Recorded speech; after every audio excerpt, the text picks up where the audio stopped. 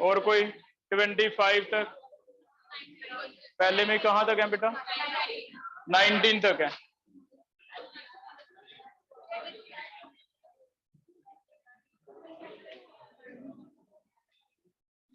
ना भी एक मुझे दे दे तो अपनी निकाल।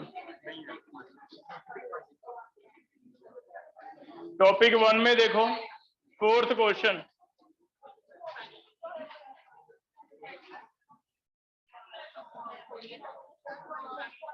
मेरा भी किया आपने, इसे करेक्शन कैसे होएगी? 0.02 से पहला अगर 0.2 है 20 मिनट बाद 0.18 कर लो बेटा।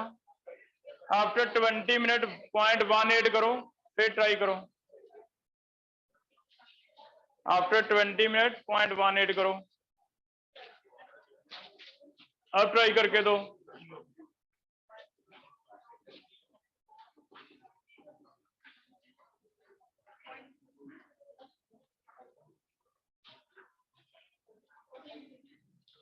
अब निकाल के देखो आंसर सही आ रहा है या नहीं।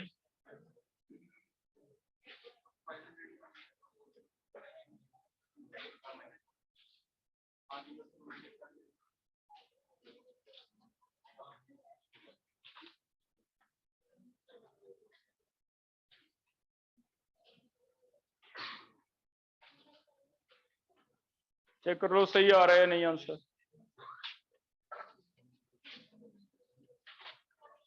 नेक्स्ट देखो 16 कर रहे हैं।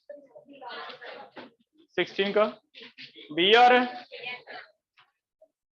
तुम्हारे पास भी नहीं है क्यों? 16 का बी कर लो, आंसर चेंज है। ठीक है बेटा, बी हो जाएगा। टॉपिक 2 में करें ना, टॉपिक 2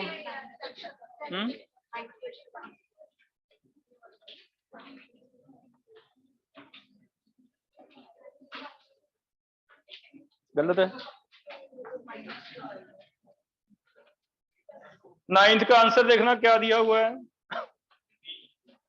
बी ठीक तो है। फिर नहीं, ए नहीं दिया, बी दिया हुआ है।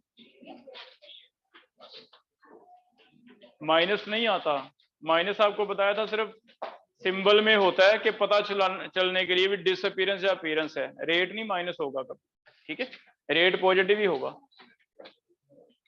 आगे टॉपिक 2 में चेक करना, फर्स्ट 5 में से कोई डाउट है? फर्स्ट 10 में से बेटा 17 तो बनेगा नहीं 10 में से। 17 का रह गया इसमें अभी, इसका क्या था? 17 का ये कह रहे हैं ए आ रहा है अभी। जिसका डाउट है चेक कर लो बेटा, क्या 17 ए से काम चल रहा है? Decomposition of N2O5 rate of formation, ठीक है 1:2 है। जितने टाइम में 2 मोल डीकम्पोज होते हैं उसमें 4 बन जाते हैं, तो उसका रेट डबल है, बस 1:2 हो गया। ठीक है, टॉपिक 2 में चेक करो।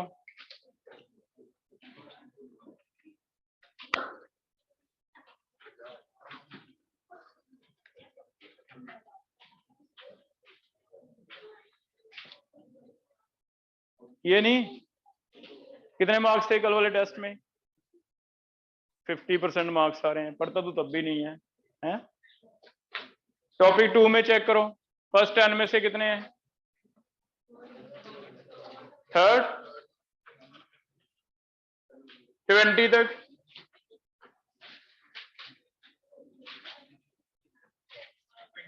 ट्वेंटी 17 15 20 तक कर रहे हैं बेटा। पहले एक दो मुझे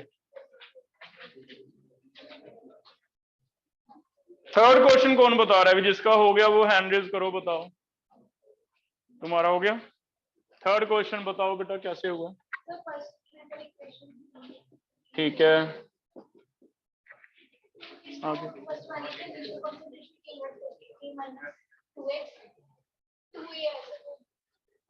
2a है, a minus 2x x x time 10 minute है ना। कंप्लीशन पे इन्फिनिटी हो गया, ये 0 रह गया, ये बन गया a/2, ये बन गया a/2। ठीक है, पहले a निकाल लेते हैं, a/2 plus a/2, total pressure कितना है 200, तो चेक करो a कितना आ गया 200 आ गया। पहले तो इनिशियल वो वाला केस है, दो केस किए थे हमने, या तो इनिशियल एंड पीटी दिया होता है या फिर पीटी एंड पी इन्फिनिटी दिया होता है। अब ये इन्फिनिटी वाला केस है, इन्फिनिटी पे हम मान लेते थे सारे का सारा इसमें कन्वर्ट हो गया, सारा आपने मानना कितना है a मानना, तो ये कितना बन गया 2 से 1 बनता है, आधा बनेगा a/2, ये भी a/2, तो a कितना आ गया 200। सी सॉलिड है, ये काट दो अभी, फिर क्या रह जाएगा a = 400 हो जाएगा। ठीक है, क्लियर है। अब इसमें वैल्यू पुट कर लो, ये टोटल मिला के हमें दिया हुआ है कितना है 300, तो a आ गया 400 माइनस 2x प्लस x कितना है 300, कैसे x निकल जाएगा, x = 100 आ गया। अब इनिशियल प्रेशर 400 है, आफ्टर 10 मिनट 400 में से 2x माइनस हो गया 200 है, हाफ लाइफ हो गया, तो फिर तो 10 मिनट्स का हाफ लाइफ है, रेट कांस्टेंट बताना है, k = 2.303 बाय 10 log 400 से कितना रह गया 200, चेक कर लो बेटा, 0.0693 आ गया मेरे ख्याल में, है ना, हो जाएगा। तो इसे हमने पढ़ा ही अभी 2.3 और log 2 कितना होता है 0.693 डिवाइड 10, सीधा भी हो गया था t½ बाय k, कैसे निकलता है t½ bye 0.693 upon t½ 0.693 upon t½ ऐसे भी आ जाए। ठीक है, आगे देखो, C सॉलिड है, इसे इंपॉर्टेंट बना के लिख लेना, है ना, अगर C हम सॉलिड नहीं लेते फिर गलत आता है आंसर। थर्ड के बाद 15 डाउट है, और कोई है इससे पहले, बैठ जाए इनके साथ, बिठाओ भी इसको, 15 चेक करो, आंसर चेंज है क्या,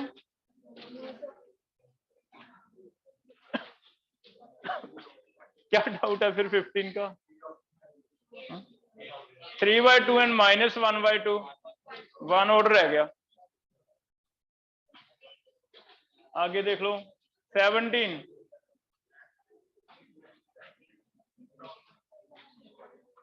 5 से 3 ग्राम रहने में कितना टाइम लगेगा, k गिवन है 17, k गिवन है, t पता करना है, 5 ग्राम से कितना 3 ग्राम, ये गिवन है, t ट्राई करो कितना आएगा, अच्छा बहुत क्लोज है ये ना, आंसर क्या है पीछे, आंसर क्या है, ए ऑप्शन है, सी चेंज कर लो, आंसर ए है ना पीछे, सी चेंज कर लो, सी में 482 कर लो, सी ऑप्शन है 482, हमारा ए बनेगा 444, अब क्लोज आ जाएगा। ठीक है, इतना डिफरेंस तो होगा,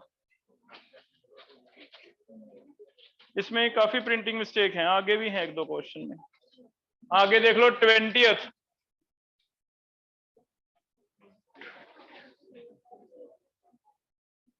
रेट डिटरमाइनिंग कैसे पता चलता है, स्लोएस्ट, तो कौन सा स्लोएस्ट है अभी, जिसका फॉर्मेशन सबसे कम है, कौन सा हो गया फिर, फर्स्ट स्टेप हो गया, क्योंकि ए का सबसे कम लग रहा है 0.002, तो जो सबसे स्लो है वो क्या होगा, रेट डिसाइडिंग, इट मींस ए से बी फर्स्ट स्टेप जो है वो सबसे स्लो चल रहा है, वो क्या होगा, रेट डिसाइडिंग। ठीक है, 20 के बाद चेक करो, 25, 30 तक देख लो कोई और,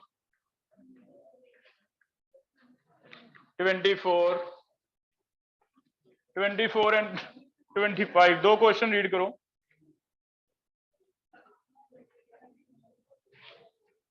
24 रीड करो पहले।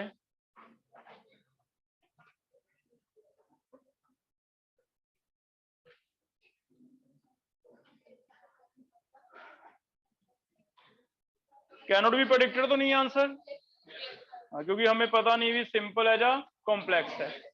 अगर ये आंसर ना होता तो हम इसे एलिमेंट्री मान के चलते, है ना, लेकिन अगर आंसर दिया है कैनॉट बी प्रेडिक्टेड तो फिर ये है, क्योंकि हमें नहीं पता भी रिएक्शन क्या है। ठीक है, तो 24 का डी करेंगे बेटा, ध्यान रखना।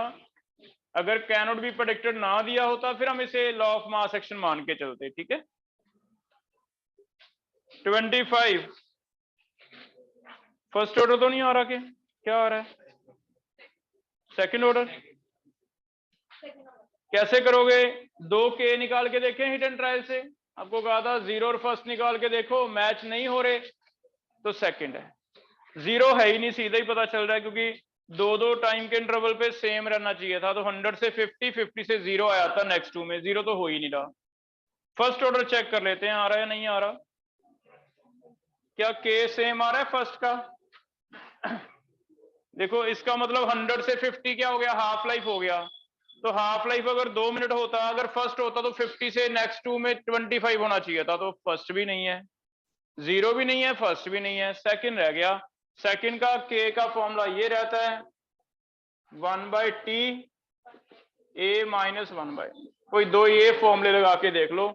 पहले इंटरवल में K निकाल लो 1/2 1/50 - 1/100, दूसरे में निकाल लो 1/2 1/39 - 1/2। दो इंटरवल में चेक कर लो, फर्स्ट 2 में नेक्स्ट 2 में। ठीक है, नेक्स्ट 2 में मैंने यहां से मान लिया इनिशियल इतनी है 50, कहां पहुंच गए 39 में, कितने टाइम में 2 में। चेक करना क्या कुछ सिमिलर सा आ रहा है नहीं।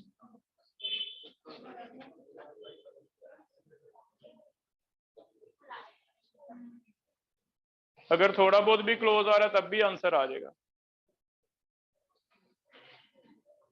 वैसे उसमें सीधा ही आंसर है 6, तो अच्छा थर्ड भी आंसर में।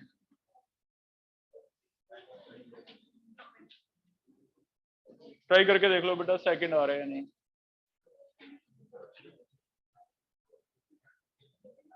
तो 35 तक बताना। और कौन सा क्वेश्चन है?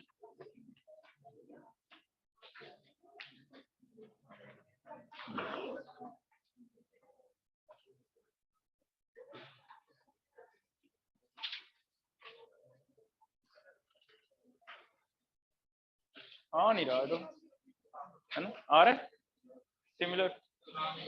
नहीं आ रहा है ना, सिमिलर आ रहा है बेटा ये।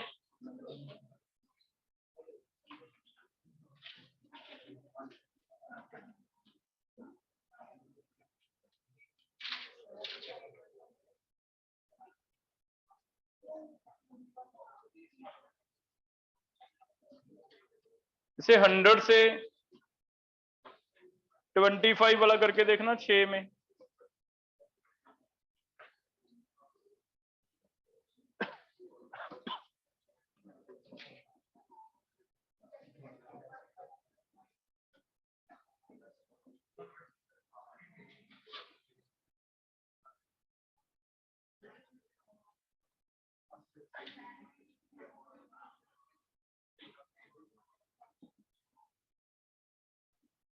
ठीक है, मैच हो रहा है।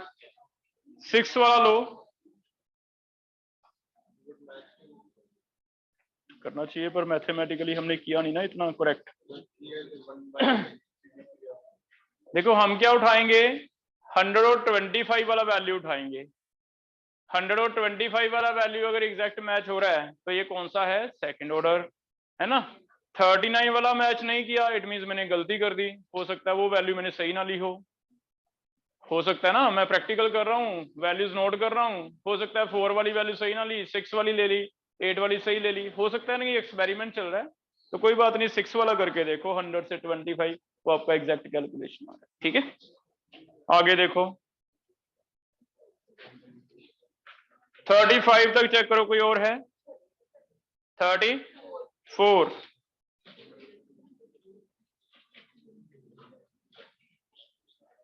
वॉल्यूम ऑफ नाइट्रोजन गिवन है, किसी को आता है अमोनियम नाइट्राइड का फॉर्मूला?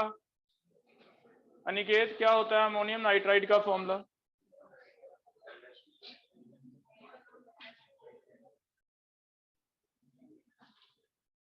अमोनियम नाइट्राइड अंशुल बता सकता है अकेला।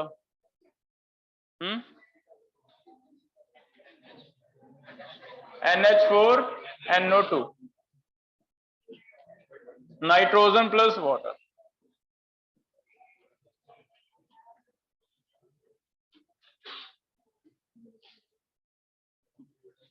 वॉल्यूम ऑफ नाइट्रोजन दिया हुआ है। वॉल्यूम ऑफ नाइट्रोजन से हमें रिलेट करना है। ऑर्डर कैसे निकलेगा? अगर इनिशियली इसका प्रेशर P है, मान लो P माइनस एक्स, एक्स बन गया, सारे का सारा 0 हो गया तो क्या बन गया? P बन गया। ऐसे वाला केस करके देख लें। इसका मतलब जो इन्फिनिटी पे है वो इनिशियल कंसंट्रेशन है, तो वॉल्यूम एट इन्फिनिटी लिख लो, that is directly proportional to initial concentration, क्योंकि जितनी इनिशियल कंसंट्रेशन ज्यादा होएगी उतना ही लास्ट पे वॉल्यूम क्या बनेगा? ज्यादा। ठीक है। और वॉल्यूम जो टी टाइम पे बना है वो क्या है? एक्स। वॉल्यूम बाय टीम पे दैट इज एक्स।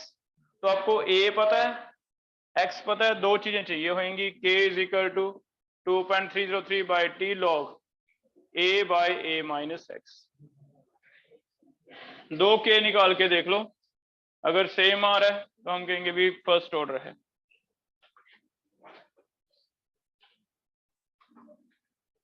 बाद में करके देख लोगे इसे। पी इन्फिनिटी वाला भरना 33 और नीचे पहले 10 वाला ले लेना। ए कितना है? 6. कितना है? 6.25। फिर कोई एक और वैल्यू ले लेना 20 वाली, है ना। दो मैच करके देख लेना, ऑलमोस्ट सिमिलर आ रहा है तो हम कहेंगे कौन सा ऑर्डर है? फर्स्ट। ठीक है।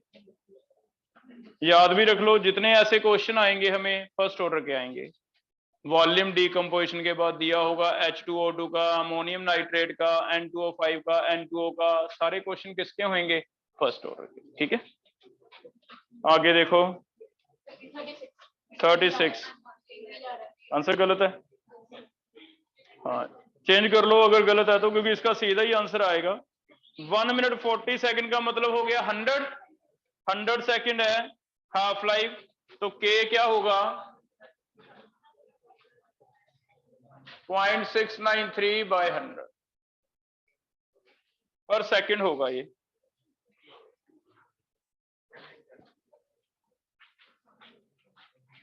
आंसर सही बन रहा है बेटा, इसका कौन सा बन रहा है? B option.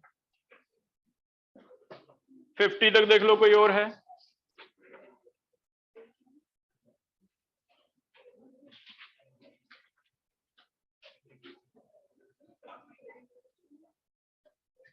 कोई भी और है 50 तक? कौन सा? 42 है भी एक डाउट। 42 रीड करो।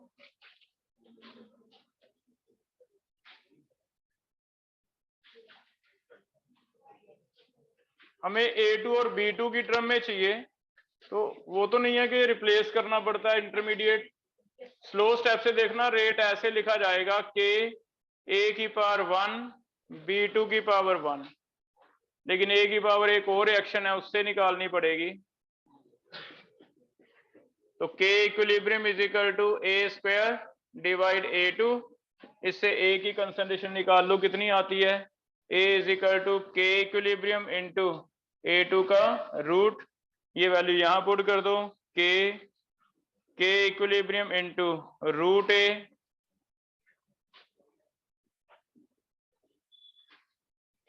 तो A2 की पावर हाफ, B2 की पावर 1.5 तो नहीं आ रहा, चेक करो order overall. K into K नया कांस्टेंट बन गया। ये याद है हम इंटरमीडिएट भरते होते थे ऊपर वाली इक्वेशन से। A2 की पावर कितनी है? हाफ। B2 की पावर कितनी है? 1। तो नेट ऑर्डर कितना बन जाएगा? 1.5। और कोई चेक करो। 43 पढ़ोगे।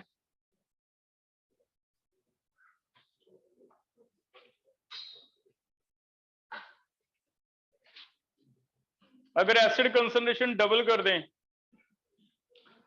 अगर आप H पॉजिटिव को मानते हो रिएक्शन में फिर तो है ये सेकंड ऑर्डर, अगर H पॉजिटिव नहीं मानते तो है स्यूडो फर्स्ट ऑर्डर। तो इसमें पहले तो दो चीजों का स्टेटमेंट में ध्यान रखेंगे कि बोल क्या रहा है। ये तो है सेकंड ऑर्डर, लेकिन अगर मैं इसे बीच में ले लेता हूं K डैश लिख लेता हूं तो किसी एक्सेस कंसंट्रेशन पे ये क्या हो गई, स्यूडो फर्स्ट। ठीक है, अब स्यूडो फर्स्ट ऑर्डर का तो K पे असर पड़ेगा अगर H चेंज करते हैं, क्योंकि K डैश किसके इक्वल आ गया, K इंटू H के आ गया। ठीक है, अगर तो फर्स्ट ऑर्डर मानोगे बेटा फिर तो H चेंज करने से सीधा रेट पे असर होगा, ये वाला सॉरी सेकंड। अगर तो आप इसे सेकंड ऑर्डर अज्यूम करोगे फिर तो H डबल करने से रेट डबल होएगी, लेकिन अगर आप इसे स्यूडो फर्स्ट मान लेंगे तो H डबल करने से K डैश डबल होगा, क्योंकि इसमें हमने K डैश को किसके इक्वल मान लिया, K और H के। तो ये दो स्टेटमेंट आप ध्यान से पढ़ो कौन कौन से सही है।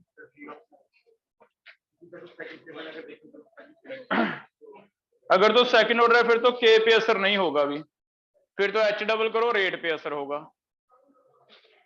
चेक करो आंसर क्या दिया है। अगर सेकंड स्यूडो फर्स्ट ऑर्डर है तो K डबल होगा, ये देखो K किसके इक्वल आ गया, K डैश इसके इक्वल। अगर ये डबल तो K डबल, ये कब होगा, अगर ये क्या है, स्यूडो फर्स्ट ऑर्डर। ठीक है,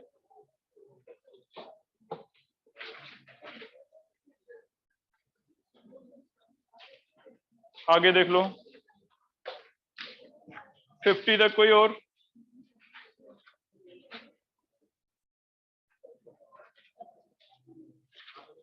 कोई और है 50 तक। एक टॉपिक 3 का फिफ्थ क्वेश्चन देख लो, K और T का अगर ग्राफ आता है तो टेम्परेचर बढ़ाने से K बढ़ता है लेकिन लीनियर नहीं बढ़ता, तो ऐसे हो जाए। टेम्परेचर 10 डिग्री बढ़ता है, K क्या आता है, डबल, तो फिर ऐसे हो रहा। तो K और T का कर्व ड्रॉ कर लो। हमने log के 1/t का तो किया स्ट्रेट लाइन, स्लोप निकाला है, इंटरसेप्ट निकाला है, लेकिन अगर K का सीधा T से आता है तो सीधा ऐसे याद रखो भी T बढ़ने से K बढ़ता है लेकिन ज्यादा एक्सपोनेंशियल है, एक्सपोनेंशियल का कर्व ऐसे आता। ठीक है, हो जाएगा ये।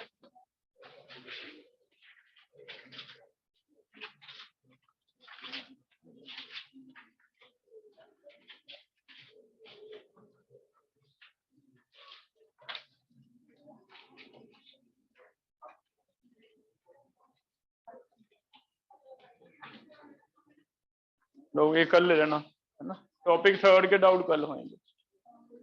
अभी हम आगे स्टार्ट कर लें, नया चैप्टर स्टार्ट कर रहे हैं।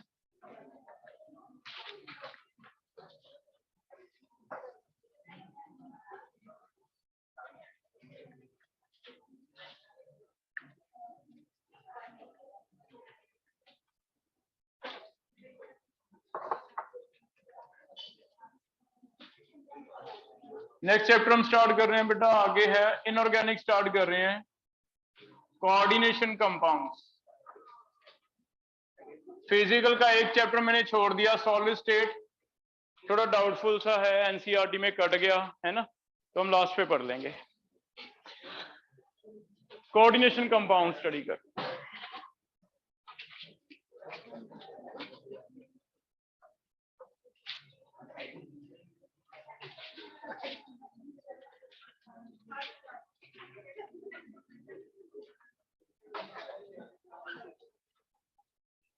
कल आपने टॉपिक 3 करके आना है, साथ साथ एमडीजी फिंगर टिप्स करने लग जाओ।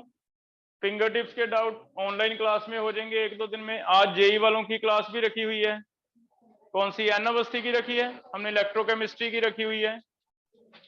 एमटीजी करने के बाद आपका एक बार टेस्ट हो जाएगा संडे तक केमिकल काइनेटिक्स का, उसके बाद नेक्स्ट वीक आप एन अवस्थी जो भी करना चाहता है ना, उस पे लगे आना काइनेटिक्स। कोऑर्डिनेशन कंपाउंड हम स्टडी कर रहे हैं, ये अलग से जैसे ऑर्गेनिक केमिस्ट्री है वैसे एक ब्रांच है केमिस्ट्री की जिसमें हम कोऑर्डिनेशन कंपाउंड्स के बारे में ही पढ़ने वाले। कोऑर्डिनेशन कंपाउंड क्या है, कुछ एक ऐसे वाले कंपाउंड हमें +1 से परेशान कर रहे हैं, ये वाले कुछ ऐसे ब्रैकेट दिया जाता था,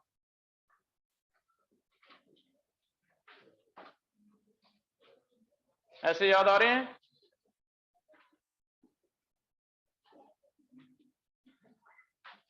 ये हमें आपको याद होगा सॉल्यूशन चैप्टर में भी आए, बॉन्ड ऑफ वेक्टर पढ़ा हमने, इलेक्ट्रोकेमिस्ट्री में भी आगे कंडक्टेंस किसकी ज्यादा है किसकी कम है। तो इस चैप्टर की इंपॉर्टेंस तो इसी से समझ लो आप कि सिर्फ इस चैप्टर में नहीं है क्वेश्चन, इसके सॉल्यूशन में भी थे, बॉन्ड ऑफ वेक्टर में, इसके इलेक्ट्रोकेमिस्ट्री में भी। ठीक है, अब ये कोऑर्डिनेशन केमिस्ट्री ऑर्गेनिक केमिस्ट्री की तरह एक अलग ब्रांच बना के दिया हुआ है। चैप्टर में 3 टॉपिक हैं। सबसे पहले है क्या, नेम कैसे आता है, IUPAC नेमिंग सीखेंगे। फिर हमने आइसोमर्स पढ़े थे ऑर्गेनिक में, वैसे इसमें एक टॉपिक आइसोमरिज्म का दिया हुआ है। NCERT में थर्ड एक टॉपिक दिया हुआ है इनकी बॉन्डिंग, जैसे GOC समझी हमने जनरल ऑर्गेनिक केमिस्ट्री, वैसे इनमें बॉन्ड कैसे बनता है, हाइब्रिडाइजेशन क्या है, शेप क्या है, 3 टॉपिक्स। ठीक है, आज हम जनरल स्टार्ट कर रहे हैं। भी क्या होते हैं कोऑर्डिनेशन कंपाउंड। पहले जब ये सॉल्ट मिले बेटा, इन्हें नाम दिया गया कॉम्प्लेक्स। कॉम्प्लेक्स सॉल्ट इन्हें नाम दिया गया, क्योंकि कॉम्प्लेक्स इसलिए क्योंकि इनकी नेचर किसी को समझ नहीं आ रही थी।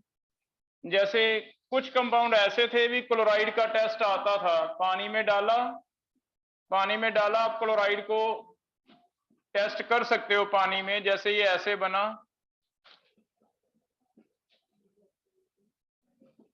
लेकिन कुछ ऐसे हैं जिसमें फॉर्मूला ऑलमोस्ट सेम है, भी कोबाल्ट के साथ अमोनिया भी है, क्लोराइड भी है, लेकिन पानी में टेस्ट 3 क्लोराइड का आ रहा है। कुछ ऐसे हैं जिसमें अमोनिया भी है, क्लोरीन भी है, लेकिन पानी में टेस्ट क्लोराइड का तो आ ही नहीं रहा।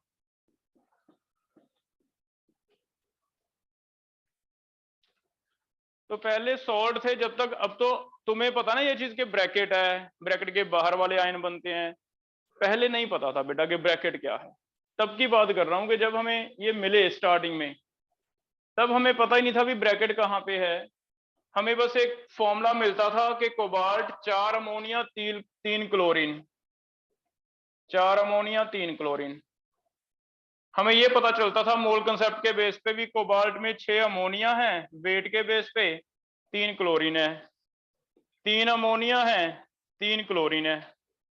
इट मीन तीनों सॉल्ट में अगर देखा जाए, एक तो मेटल है कोबाल्ट, 2 तरह के मॉलिक्यूल हैं, अमोनिया एंड क्लोराइड, लेकिन तीनों में फर्क कहाँ लग रहा था, समझ नहीं आ रही थी भी। ये जब पानी में डालते थे क्लोराइड का कोई टेस्ट आता ही नहीं, क्लोराइड आयन बन ही नहीं रहे। ये जब पानी में डालते हैं तो क्लोराइड का टेस्ट आता है, ये पानी में डालते हैं तो क्लोराइड का टेस्ट भी आता है, और क्लोराइड की अमाउंट भी ज्यादा है, इसमें 1 ही, इसमें क्या है 3। कुछ एक सॉल्ट ऐसे मिले जिनका हमें समझ नहीं आ रहा भी ये क्या है। आयनिक कहें तो ये क्यों नहीं आ रहा, क्लोराइड क्यों नहीं बन रहा। कोवलेंट कहें तो फिर ये क्यों बन रहा है। इट मींस आयनिक और कोवलेंट के बीच में कोई नई चीज है जो नहीं समझ आ रही, जिसकी वजह से पहले इसे नाम दे दिया था भी कॉम्प्लेक्स नेचर है। हमें नहीं समझ आ रहा भी क्या है सॉल्ट, तो इसे कह दिया कॉम्प्लेक्स। बाद में जब रिसर्च हुई, पता चला, तो ये पता चला भी इनमें कोऑर्डिनेशन कंपाउंड बन रखे हैं। एक ब्रैकेट अलग होती है, ब्रैकेट के अंदर जो बॉन्ड्स होते हैं वो तो होते हैं कोऑर्डिनेट, और coordinate is a type of covalent, लेकिन ब्रैकेट के बाहर जो है वो कौन से बॉन्ड है, आयनिक। तो एग्जैक्टली ये मॉलिक्यूल ऐसे थे जिसमें दोनों तरह के बॉन्ड थे, आयनिक भी थे और कोवेलेंट भी थे। आयनिक होने की वजह से आयंस बन जाते थे पानी में, कोवेलेंट होने की वजह से अगर सारे ही अंदर है ब्रैकेट के सारे कोवेलेंट तो आयन नहीं बनते।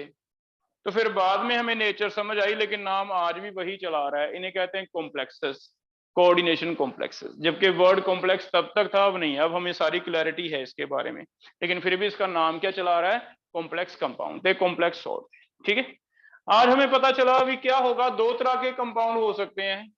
एक ब्रैकेट हम दिखा देते हैं जिसमें एक मेटल एटम होगा, जो कोऑर्डिनेट बॉन्ड बनाने के लिए हमें पता है लोन पेयर एक डोनर होता है, एक एक्सेप्टर होता है, एक लोन पेयर एक्सेप्टर होगा। एक कोई मॉलिक्यूल या आयन होगा, जैसे इसमें अमोनिया है या क्लोराइड है, जिसे हम एक नाम दे रहे हैं लीगेंड, और लीगेंड हम कह रहे हैं लोन पेयर डोनर को। और ब्रैकेट के बाहर अगर कोई कंपाउंड है तो वो आयनिक बॉन्ड है, वहां पे कौन सा बॉन्ड बना होगा, आयनिक। तो हमने फिर सेपरेट करना स्टार्ट किया भी 2 तरह के बॉन्ड हैं जो कोऑर्डिनेट बॉन्ड बना के एग्जिस्ट करते हैं, उन्हें तो ब्रैकेट के अंदर रख दो, जो कोऑर्डिनेट बॉन्ड नहीं बनाते, आयनिक बनाते हैं, उन्हें क्या रख दो ब्रैकेट के बाहर। और ऐसे कंपाउंड को हमने ऐसे रिप्रेजेंट करना स्टार्ट किया। इन कंपाउंड को, इन सॉल्ट को क्या नाम देना स्टार्ट कर दिया हमने? They are known as coordination complexes या फिर कोऑर्डिनेशन कंपाउंड्स। ठीक है, ब्रैकेट के अंदर वाला पोर्शन ज्यादा इंपॉर्टेंट रहेगा कि ये कोऑर्डिनेट बॉन्ड कैसे बनता है, इसके बेस पे क्या हाइब्रिडाइजेशन है, क्या शेप है, कैसे आएगी। ब्रैकेट के बाहर तो सिर्फ इतना है भी इलेक्ट्रोस्टैटिक अट्रैक्शन है, आयनिक बॉन्ड है, जैसे ही पानी में डालेंगे आयन जो भी बाहर है वो निकल जाएंगे। तो सिर्फ ब्रैकेट के बाहर वाले क्लोराइड निकले हैं, इसमें एक क्लोराइड निकला है, इसमें कितने निकले हैं? 3। इसमें कोई है तो फिर निकलेगा कहां से? तो इससे हमें ऐसे धीरे धीरे क्लैरिटी होने लग गई चीजों की भी दो तरह के बॉन्ड एग्जिस्ट करते हैं, एक है कोऑर्डिनेट और दूसरे कौन से हैं? आयनिक। और हमने इन्हें सेपरेट कर लिया भी, एक ब्रैकेट बना लो, ब्रैकेट के अंदर तो वो वाले दिखा दो जो कोऑर्डिनेट बॉन्ड है, ब्रैकेट के बाहर कौन से दिखा दो? आयनिक। ब्रैकेट के अंदर हमेशा जब भी कोऑर्डिनेट बॉन्ड बनता है, एक होता है लोन पेयर एक्सेप्टर, एक क्या होता है लोन पेयर डोनर। एक्सेप्टर को हमने नाम दे दिया मेटल, मेटल या फिर इसे सेंट्रल एटम भी कहा जाता है। ब्रैकेट के अंदर आपको एक एटम ऐसा मिलेगा, सिंगल मिलेगा, जैसे कोबाल्ट है, एक एटम ऐसा मिलेगा जो सिंगल मिलेगा, वो क्या होगा? Metal atom. वो क्या करेगा? लोन पेयर लेगा। एक कोई ऐसा मिलेगा जो लोन पेयर डोनेट करेगा, उसे क्या कह देते हैं? लीगेंड। तो सेकंड एक मिलता है हमें ligand.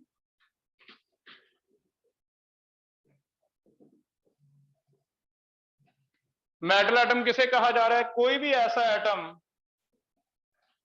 That accept lone pair, जो क्या करता है? लोन पेयर एक्सेप्ट करता है। जैसे इसमें इन तीनों में से बताओ कौन सा एक एटम ऐसा दिख रहा है ब्रैकेट के अंदर जो लोन पेयर ले रहा होगा? तो ऑब्वियस हो जाता है भी सिंगल एटम ही होगा, कोबाल्ट। ठीक है, कोबाल्ट मेटल है। बाकी सारे को एक नाम दिया जनरल के इनके ऊपर क्या अमोनिया पे, नाइट्रोजन पे लोन पेयर होता है? अनाइन पे तो होता ही होता है। नेगेटिव का मतलब ही क्या है? Lone pair. पहले तो क्या ये याद है भी कोऑर्डिनेट बॉन्ड कैसे बनता था? एक लोन पेयर लेता है, एक लोन पेयर देता है। लोन पेयर लेने वाला एक मेटल होगा, लोन पेयर देने वाला एक लीगेंड होगा। उसे क्या नाम दिया जा रहा है? लीगेंड। तो हमें ब्रैकेट के अंदर समझ आया भी कोई एक एटम, सिंगल एटम दिखाया जाएगा जो सबसे पहले लिखा जाता है, वो तो मान के चलेंगे भी ये तो लेगा लोन पेयर। बाकी सारे जो उसके साथ ब्रैकेट के अंदर है वो लोन पेयर देंगे, कोऑर्डिनेट बॉन्ड बनाएंगे, उन्हें क्या कहा जाता है? लीगेंड। ठीक है, कर लोगे? तो there is one metal, one क्या है? लीगेंड। अगर लीगेंड की डेफिनेशन लिखें तो ligand can be any ion और मॉलिक्यूल दैट कैन, क्या कर सकता है? Donate a lone pair. जिसके ऊपर क्या होना चाहिए? एक लोन पेयर होना चाहिए।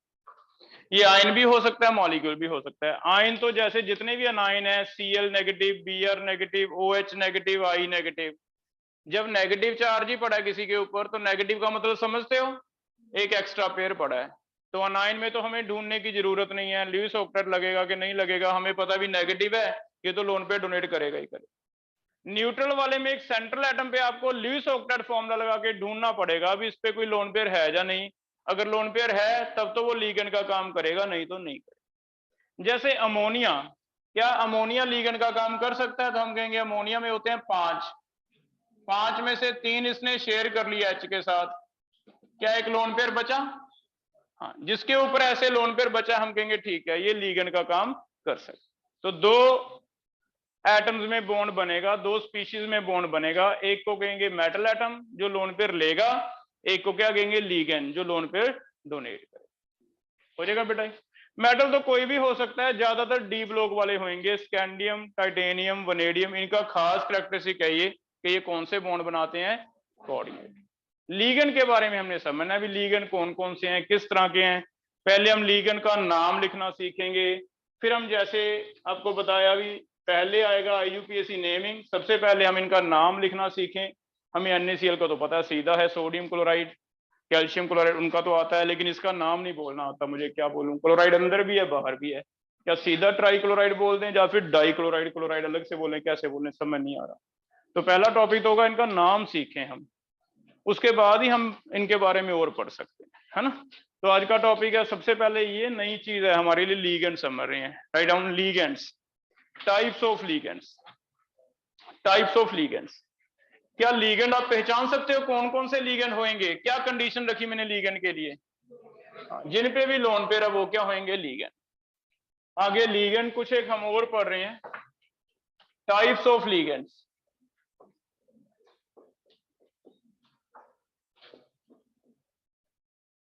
लिगेंड्स को आगे क्लासिफाई किया दो तरह। पहला है depending on charge, depending on charge. Charge के बेस पे ज्यादातर लिगेंड जो है मैक्सिमम अनायनिक होंगे, क्योंकि हमें पता है जो अनायनिक है वो तो लोन पेयर दे ही सकता है, उसके पास तो एक्स इलेक्ट्रॉन पड़ा ही है, और वैसे भी नेगेटिव चार्ज है, नेगेटिव है देगा तो उसकी स्टेबिलिटी बढ़ेगी। तो अनायनिक तो सारे के सारे क्या हो सकते हैं? लिगेंड। दूसरे नंबर पे कुछ एक न्यूट्रल हैं जिनमें ढूंढना पड़ेगा भी कोई सेंट्रल एटम पे लोन पेयर होना चाहिए, lone pair on central atom. जैसे अभी मैंने लिखा अमोनिया, नाइट्रोजन पे लोन पेयर है। वाटर, वाटर में किस पे लोन पेयर है? Central atom. हम केमिकल बॉन्डिंग में किसे मानते थे? ओ को। तो ओ पे दो लोन पेयर हैं, यस कर सकता है, एक टाइम पे एक लोन पेयर डोनेट कर सकता है, तो it can act as ligand. इसके बिना कुछ एक रेयर रेयर मिलेंगे, कभी केटाइनिक मिल जाए। केटाइनिक में जैसे एक NH2 है, एक NH3 पॉजिटिव है, इसे हम कहते हैं हाइड्राजीनियम, हाइड्राजीनियम। अब अगर तो दोनों N पे पॉजिटिव आया था फिर तो लोन पेयर बचता नहीं, लेकिन इनमें से ये वाला नाइट्रोजन अपना लोन पेयर बचा के बैठा है, जिसकी वजह से एक एटम ऐसा है जिसपे लोन पेयर है लेकिन हाँ केटाइन भी है, तो ये रेयर होंगे। केटाइन का लिगेंड होना रेयर इसलिए भी है क्योंकि पॉजिटिव तो पहले से ही है। अगर किसी के पास पहली कमी है इलेक्ट्रॉन की, अगर किसी के पास पहली कमी है तो क्या वो और देगा? तो इसके चांसेस कम होते हैं, इसलिए रेयर है। तो ज्यादातर आपको जो इस चैप्टर में मिलने वाले हैं अनायनिक मिलने वाले हैं या न्यूट्रल। तो हमने पहले तो तीन तरह डिवाइड किए हैं, अनायनिक, न्यूट्रल और ये। ठीक है, क्लियर है बेटा? ये पहली बात समझ आई कि मेटल होगा जो लोन पेयर लेगा, एक कोई ऐसा मॉलिक्यूल जो आयन होगा जो लोन पेयर देगा। जो लोन पेयर देने वाला है उसे लीगेंड कह रहे हैं। मेटल तो हमें पता ही है, आयरन, कोबाल्ट कोई भी हो सकता है। लीगेंड कौन कौन से हो सकते हैं वो हमने कहा भी वैसे तो तीन तरह के हो सकते हैं, लेकिन ज्यादा दो तरह के मिलेंगे, एक अनायनिक मिलेगा, एक क्या मिलेगा? न्यूट्रल। ठीक है, क्लियर है? जैसे मैं कह रहा हूं हमने IUPAC नेमिंग से स्टार्ट करना है। सबसे पहले जो लीगेंड है इनको भी कुछ नेम लिखने के लिए हमने कैटेगरीज डिवाइड की हैं। इनके नेम हम ऐसे लिखेंगे, जैसे जो अनायनिक लीगेंड है इनके कुछ एक नेम रखे हैं हमने। जितने भी अनाइंस हैं बेटा ये इनऑर्गेनिक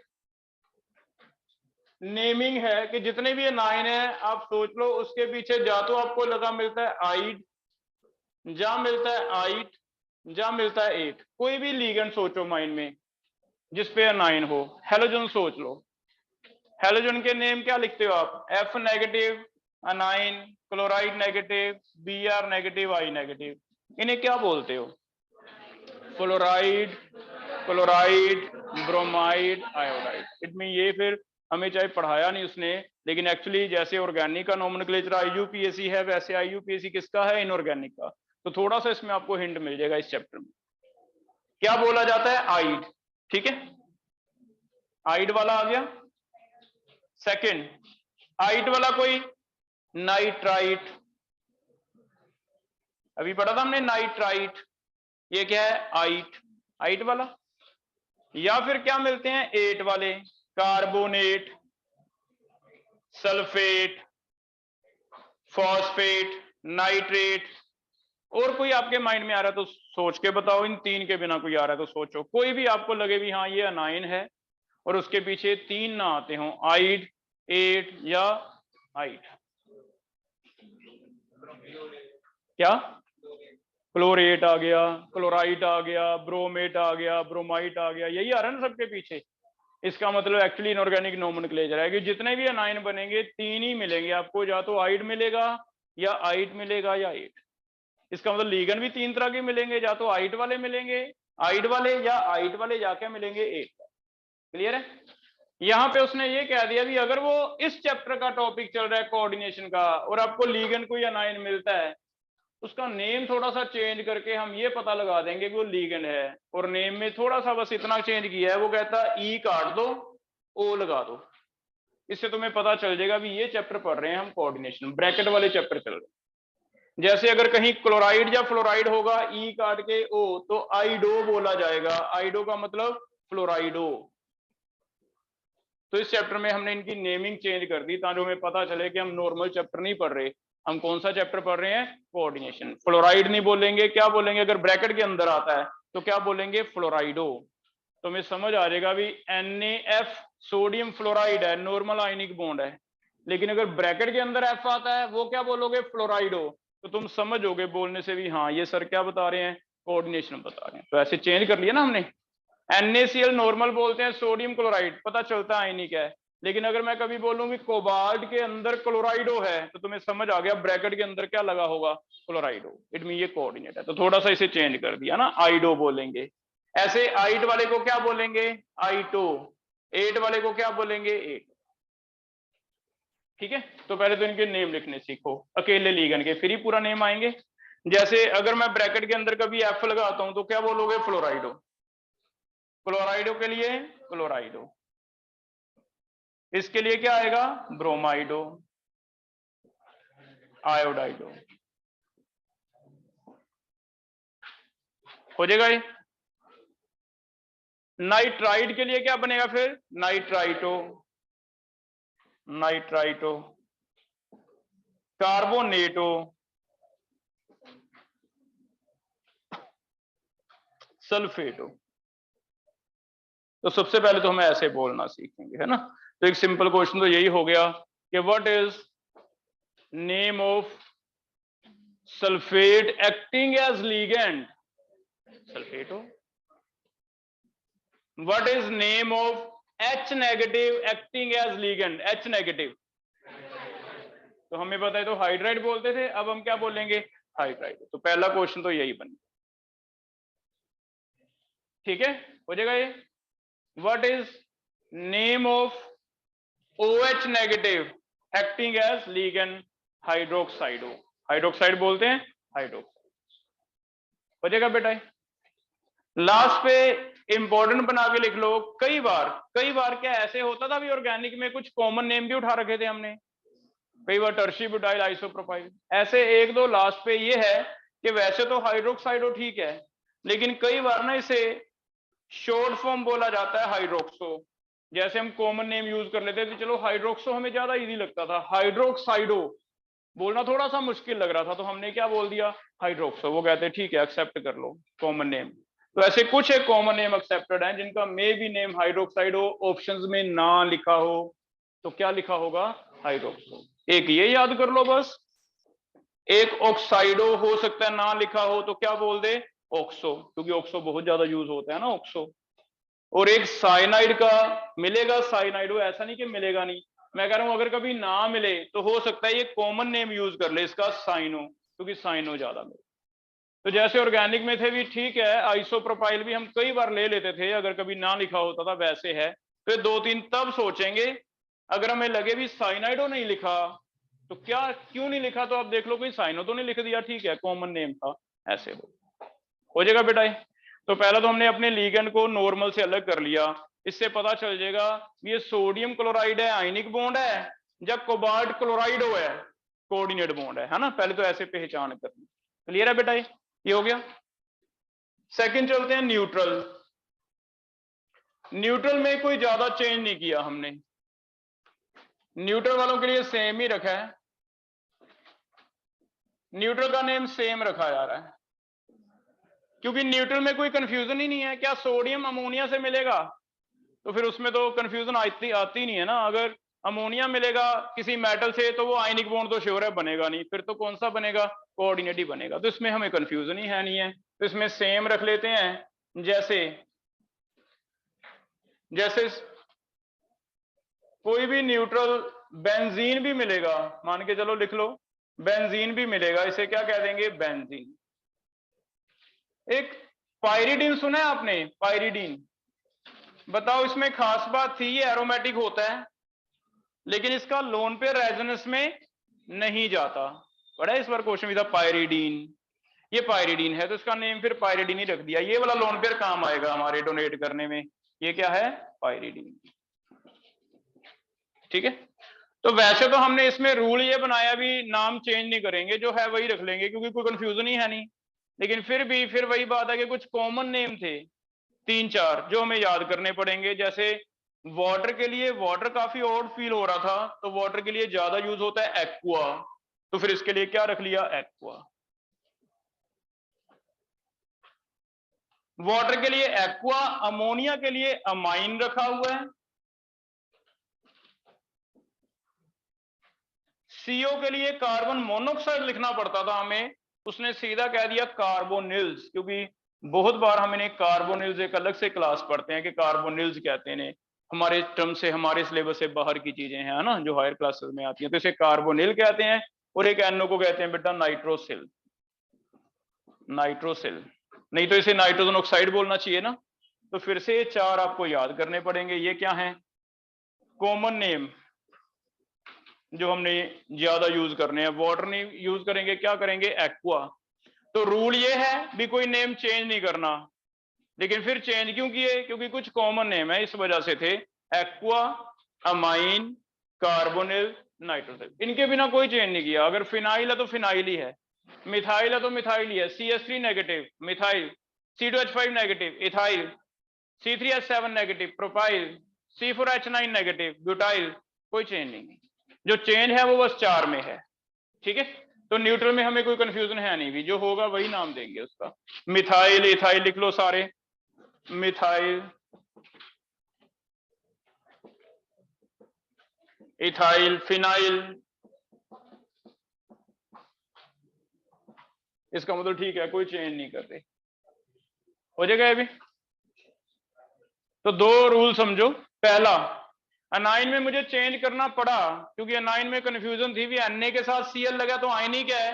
कोबाल्ट के साथ तुम कह रहे हो कोऑर्डिनेट है, तो मैंने फिर क्लोराइड को कोबाल्ट वाले को क्लोराइडो कह दिया, वहां चेंज की जरूरत है, यहाँ नहीं है। फिर भी 3-4 आपको कॉमन नेम मिलेंगे, एक्वा, अमाइन, कार्बोनिल, नाइट्रोसिल। हो जाएगा बेटा। और लास्ट आता है केटाइनिक। केटाइनिक के बारे में ज्यादातर तो क्वेश्चन आज तक यही आया है भी कौन से रेयर हैं जो लिगेंड यूज होते हैं, तो हम कहेंगे केटाइनिक। ठीक है, फिर भी लिख लो केटाइनिक के लिए। केटाइनिक के लिए रूल बनाया उसने, पीछे लगाते हैं IUM। अगर केटाइनिक लिगेंड है तो अमोनिया नहीं बोलते, अमोनियम। पीछे सफिक्स ऐड होती है, क्या है? IUM। जैसे अगर ये हो, इसे तो कहते हैं बेटा, नेम लिख लो इसका हाइड्राजीन, लेकिन ये तो न्यूट्रल आ गया, तो इसका न्यूट्रल का कोई नेम चेंज करना पड़ा हमें? नहीं, इसे वैसे भी हाइड्राजीन ही कहते हैं, लीगेंड का भी नाम क्या है? हाइड्राजीन। लेकिन अगर ये एक NH2 पॉजिटिव हो जाता है तो इसका नेम तुम बता सकते हो मुझे? हाइड्राजीनियम। क्या लग जाएगा पीछे? IUM, hydrazine, hydrazine. हो जाएगा। तो 2 के चेंज हैं अभी, 2 के चेंज है। क्या चेंज है? पहला, अनाइन के लिए या तो होगा आइड, बन जाएगा आइडो, आइट, आइटो, एट। केटाइन के लिए IUM। न्यूट्रल में 4 याद करने पड़ेंगे आपको, वाटर का एक्वा, अमोनिया का अमाइन, CO का कार्बोनिल, NO का नाइट्रोसिल। बस इससे हमारा काम चल जाएगा।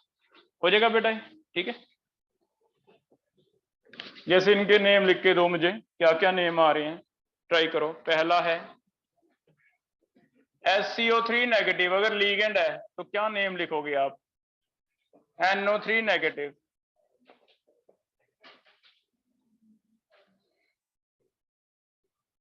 NO3 negative, PO4 3 negative,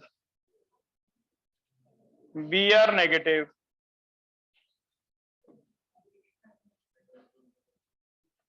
BrO3 negative,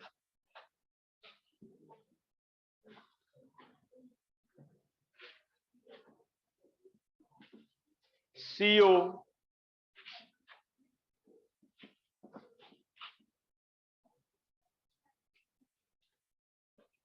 PS3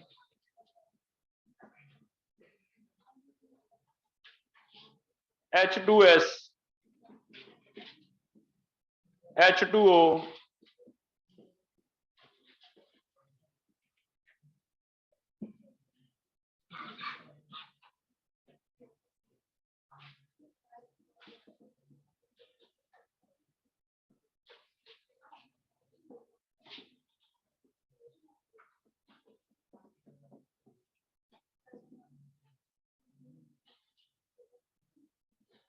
लिखो, एक बार इनके नेम लिख के देखते हैं।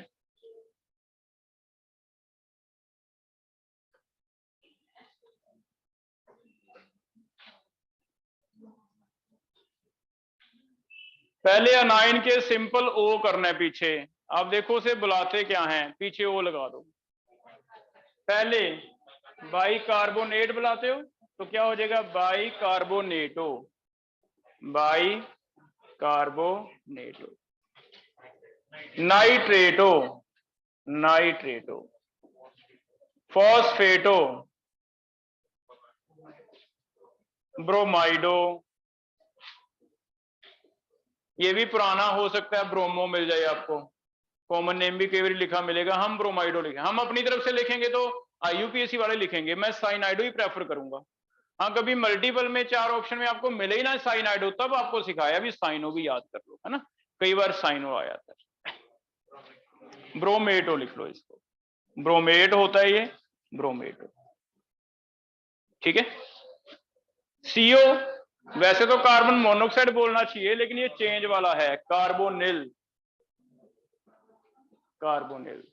PS3 को फॉस्फीन बोलते हैं बेटा, फॉस्फीन, तो इसका नेम फॉस्फीन ही रखा है। H2S को हाइड्रोजन सल्फाइड बोलते हैं, तो यस सेम, डाई हाइड्रोजन कर दूं या hydrogen sulphide, hydrogen sulphide. Hydrogen sulphide में समझ आया था भी सल्फाइड है तो 2 नेगेटिव है तो 2 हाइड्रोजन अपने आप ही है, डाई हाइड्रोजन ना भी लिखो पता चल जाए। लेकिन H2O का एक्वा, इसका ऑर्गेनिक में कहीं नेम पड़ा है, मिथाइल अमाइन ऐसे पड़ा है कुछ, मिथाइल मीथेनामाइन या मीथेनामाइन पड़ा है, तो इसका नेम क्या आएगा, मीथेन अमाइन। हाँ, कई बार मीथेनामाइन का कॉमन नेम मिथाइल अमाइन ले ले तो ले ले, है ना, मीथेनामाइन। अमोनियम, IU वाले आगे, अमोनियम, ये क्या बनेगा, नाइट्रोसोनियम, नहीं नाइट्रोसिल था ना वो, NO क्या था, नाइट्रोसिल, नाइट्रोसिलियम, नाइट्रोसिलियम। इसे ब्रैकेट में लिख लो, इसके 2 नेम मिलेंगे आपको, नाइट्रोसोनियम भी मिलेगा। तो वही है कि कुछ एक कॉमन नेम उठा रखे हैं, अदरवाइज तो नाइट्रोसिल का क्या बन गया, नाइट्रोसिल हो जाएगा। तो पहले तो हमें ये आना चाहिए, जैसे देखना नेम तो बहुत सिंपल बन जाएंगे, जैसे ये वाला है, इसमें लीगेंड पहचान सकते हो क्या है, लीगेंड कौन सा है, CO का क्या नाम लिखा है मैंने, कितने लगे हैं कार्बोनिल, तो इसका नेम होगा टेट्रा कार्बोनिल निकल, पीछे बस मेटल का नेम लगता है। तो पहला काम है हमें लीगेंड्स आ जाएं, फिर तो कुछ एक रूल्स हैं वो सिंपल हो जाएंगे, टेट्रा कार्बोनिल निकल, है ना, तो ऐसे आ जाएगा। तो पहला आज इतना मेरे ख्याल में कोई ज्यादा मुश्किल नहीं है, सिर्फ क्या करना है, आइड का आइडो, आइड का आइटो, एट का एटो, एक चेंज, न्यूट्रल में कुछ चेंज नहीं है, केटाइन में IUM। हाँ, न्यूट्रल में 4 आपको अलग से लिख के देखने हैं, वाटर का एक्वा, CO का कार्बोनिल, N का नाइट्रोसिल, और एक और था अमोनिया का अमाइन, बस 4 अलग से लिख के देख लो, बाकी सिंपल है, हो जाएगा बेटा। इतना पढ़ाओ, कल आगे करेंगे।